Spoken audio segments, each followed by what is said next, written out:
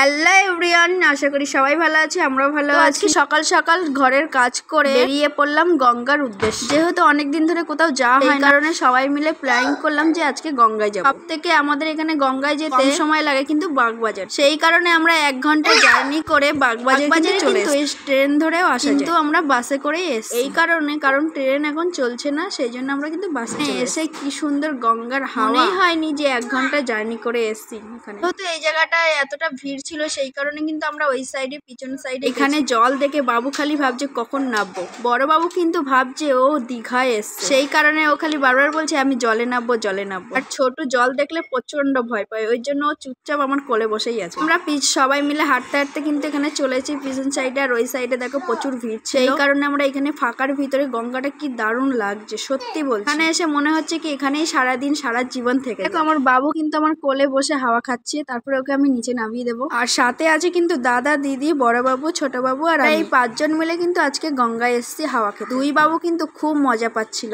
তার সাথে কিন্তু আমরাও খুব মজা পাচ্ছিলাম। আর এইদিকে দেখো ছোট বাচ্চাগুলো কি করছে, ভেলা তৈরি করে না, এপার থেকে ওপার যাচ্ছে। আর এরা বেশি চম্বুক দিয়ে পয়সা, অনেকে মানতান করে সেই পয়সা পরে গঙ্গায়, পয়সাগুলো চম্বুক দিয়ে ওরা কিন্তু বের করে। এদের এই সব দেখতে দেখতে আমরা হা হয়ে গেছি দেখো।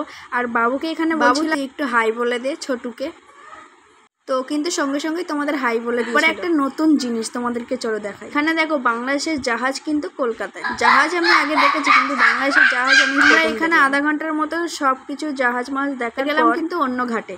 যেহেতু দাদা আর বড়বাবু স্নান করবে বলে খুব লাফাচ্ছে, সেই কারণে একটা অন্য ঘাটে গেছিলাম, ভালোভাবে স্নান করা যায়। এখানে চলে এসেছি, কিন্তু ওই ঘাট থেকে প্রায় 20 মিনিট পর এই সাইডের ঘাট সুন্দর ছিল, সেই কারণে কিন্তু আমরা এখানে চলে এসেছি। কিন্তু বড়বাবু আর দাদা কিন্তু স্নান করছে। আর এইদিকে দেখো আমি আর বাবু, ছোট বাবু কি করছি, ও খালি নোংরা গুলো ঘাট ছিল, সেই জন্য ওকে বারণ করছিলাম। ওদের স্নান টান করার পর আমরা কিন্তু বেরিয়ে পড়ি এখান থেকে। সকাল থেকে কিছু খেয়ে আসিনি, সেই কারণে খুব জোরে আমরা এখান থেকে যাওয়ার আগে কিন্তু আমরা সবাই মিলে একটু টিপ নিয়ে নিয়েছিলাম। দেখো সবাই মিলে কিন্তু এখানে টিপ নিয়ে নিয়েছিলাম। দেখো পরপর কিন্তু সবাই টিপ, দাদা নিল, তারপরে বড় বাবু, তারপরে ছোট বাবু, কিন্তু দিদি আর আমি বাদই ছিলাম। সবাই মিলে টিপ নেওয়ার পর খাবারের উদ্দেশ্যে হাঁটতে হাঁটতে একটা কচুরির দোকানে পেলাম, কিন্তু সবাই মিলে কচুরি খেয়ে বাসের জন্য দাঁড়িয়ে ছিলাম। সবাই মিলে বাসে উঠে তারপরে সোজা কিন্তু বাড়ি এসে দেখো আমার ছোট বাবু এখানে কি করছে, কাণ্ডটায় না। দেখো গাইস, এদিকে এদিকে এদিকে একটা জিনিস দেখাবো, এখানে বস। দেখো গাইস পুরো আইসক্রিম, এই আইসক্রিম খেয়েছে বাড়ি এসে।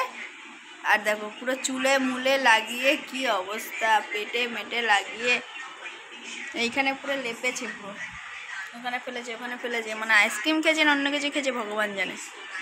তো আমরা এক্ষুনি সবে ঘরে ঢুকলাম, আর ঘরে ঢুকেই ওদের আইসক্রিম দিয়েছি, ওই যে একটা খাচ্ছে ওইদিকে আর একটা চটকাচ্ছে।